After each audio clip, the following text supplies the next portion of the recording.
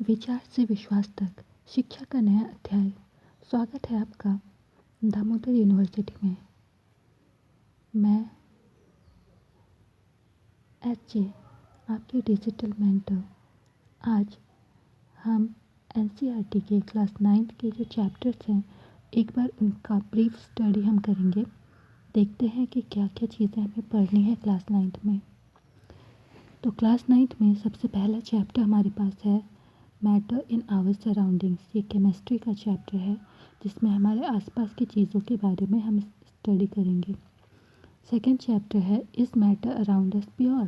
क्या हमारे आसपास का वातावरण प्योर है, इसके बारे में पढ़ेंगे। ये चैप्टर 2, ये भी केमिस्ट्री का चैप्टर है। Next one is atoms and molecules.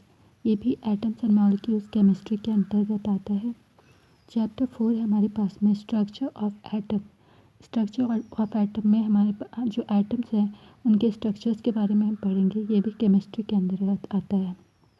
Chapter 5 हमारा कहता है फंडामेंटल यूनिट ऑफ लाइफ। ये हमारा बायोलॉजी के अंतर्गत आएगा। नेक्स्ट वन इज चैप्टर 6 आता है हमारे पास में टिश्यू। उत्तक, टिश्यू का मतलब होता है उत्तक, तो ये भी हमारा बायोलॉजी के अंतर्गत आएगा। चैप्टर 7 हमारा है मोशन। ये मोशन चैप्टर 7 हमारा फिज़िक्स के अंदर आएगा।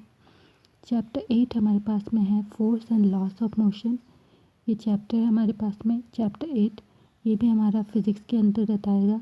ये मोशन जो है मोशन चैप्टर, इसके क्लासेस ऑलरेडी स्टार्ट हो गए हैं, तो आप इनको चेक कर सकते हैं। नेक्स्ट है चैप्टर 9। चैप्टर 9 है ग्रेविटेशन। ये भी फिज़िक्स का चैप्टर है।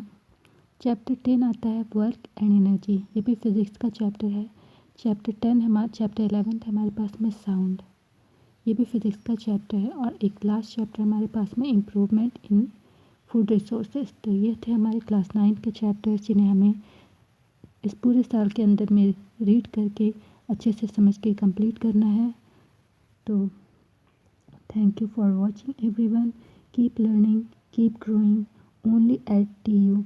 मिलते हैं अगली क्लास में एक नए टॉपिक के साथ। Bye bye.